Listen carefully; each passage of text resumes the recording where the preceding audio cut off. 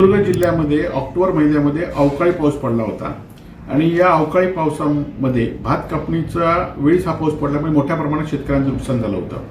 शिवसेनेच्या वतीने त्यावेळी मी असून दे सतीश सावंत असून यांच्या नेतृत्वाखाली आम्ही आंदोलन केलं होतं आणि सगळीकडे त्याचे पंचनामे करा, शेतकऱ्यांना नुकसान भरपाई मिळाली पाहिजे म्हणून आम्ही कलेक्टरांना स्वतः भेटलो होतो। त्याचबरोबर स्वतः शेतकऱ्यांच्या बांधावर पाहणी केली होती।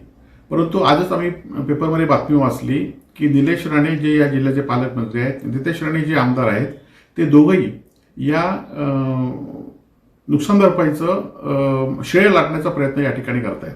परंतु हे श्रेय लाटून नसून शेतकऱ्यांच्या जखमीवर मीठ चोळण्याचा प्रकार या महायुती सरकारने केलेला आहे। 18,372 शेतकऱ्यांना नुकसान भरपाईसाठी त्यावेळी अर्ज केला होता आणि त्यांना जवळजवळ 4,08,00,000 रुपये फक्त नुकसान भरपाई मिळाली आहे। ती प्रत्येकाला आपण डिवाइड केली तर 2,224 रुपये फक्त ही नुकसान भरपाई प्रत्येक शेतकऱ्याला मिळते।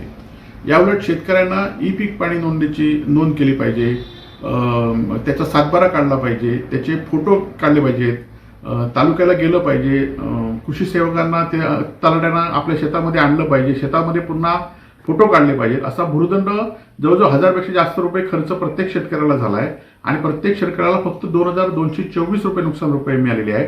त्यामुळे हे शेतकऱ्यांच्या जखमीवर मीठ चोळण्याचा प्रकार आहे आणि त्यामुळे माझी जे कोण सत्ताधारी पक्षाचे कार्यकर्ते आहेत जे हे सांगतायत की आम्ही नुकसान भरपाई मिळाली ह्याचं श्रेय आहे त्याचं श्रेय आहे, त्यांनी खरं तर ती शेतकऱ्यांकडे जाऊन विनंती करावी, शेतकऱ्यांकडे जाऊन शेतकऱ्यांशी बोलावं।